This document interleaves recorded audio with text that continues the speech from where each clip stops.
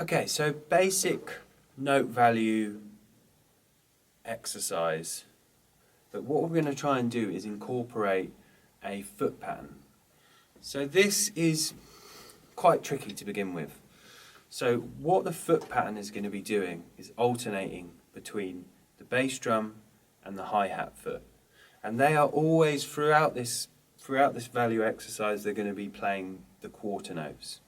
So if we remember the note value exercise from earlier, where we did quarter notes, 1, 2, 3, 4, 1 and 2 and 3 and 4 and, okay?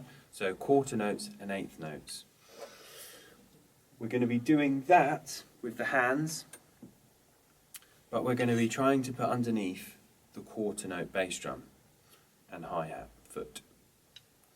So this is what you can call an ostinato, which doesn't usually mean an ostinato is like a foot pattern that's happening underneath what you're doing with your hands. So this is quite a common thing to happen in drums, to have something going on with the feet and the hands doing something over the top. So a very basic ostinato and hand position. So the first bar, we're going to just be doing quarter notes on the snare drum and quarter notes on the bass drum and the left foot, hi-hat foot. So it's going to sound a bit like this.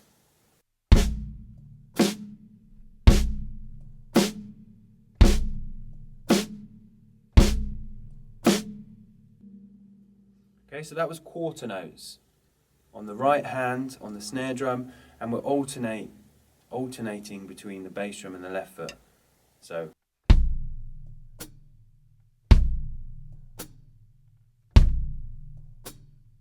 okay, that's the foot pattern. 1, 2, 3, 4. 1, 2, 3, 4. And the hand's just playing the quarter note.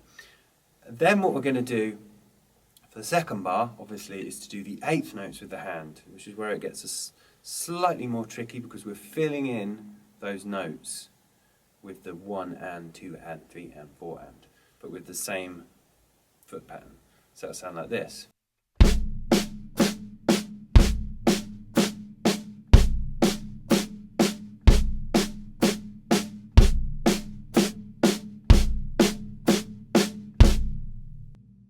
Okay, and then if we put the two together, it's going to sound like this.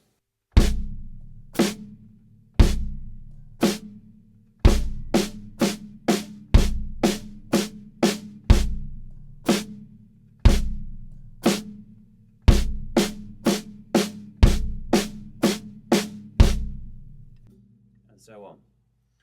That is such a great thing to practice because when you're playing the ostinato, the foot pattern, you're keeping in time with yourself, which is just such a great thing to do, and you're using all your limbs straight away. So I think that's a really, really great thing to practice, especially if you can get on a kit. Again, you can practice it at home just with a pad because you can just use your feet on the ground. Just being really careful to try and land where you're playing the feet, and it's so the feet are always landing with the right hand with this. Right, right, right, right, right, left, right, left, right, left, right, left, right, right.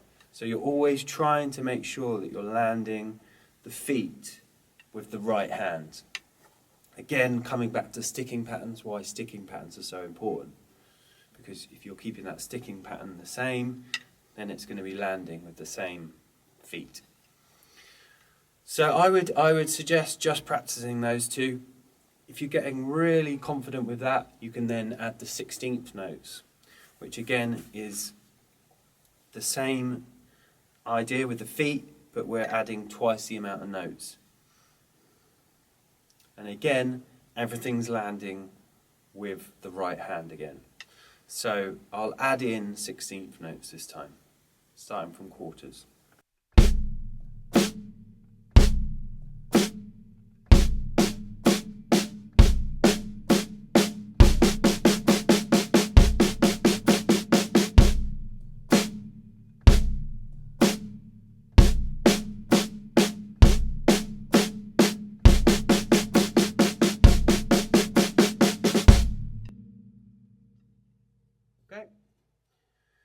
So try those, try those together, but concentrate mostly on quarters and eighth notes.